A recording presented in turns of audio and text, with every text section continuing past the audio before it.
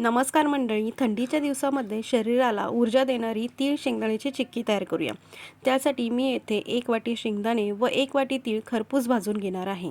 त्यानंतर शेंगदाणे थोडे थंड झाल्यानंतर शेंगदाण्याची साल काढून घेणार आहे। आता 1 मोठी वाटी बारीक चिरलेला गूळ पॅनमध्ये घेऊन त्यामध्ये थोडे पाणी घालून त्याचा पाक तयार करून घेणार आहे।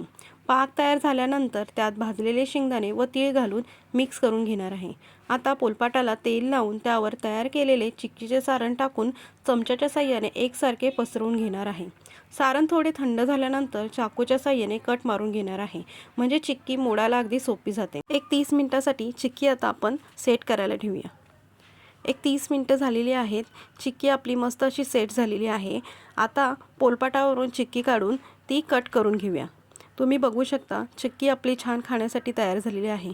तुम्हाला जर ही रेसिपी आवडली असेल तर चॅनलला लाईक, शेअर आणि सबस्क्राईब करायला विसरू नका। धन्यवाद।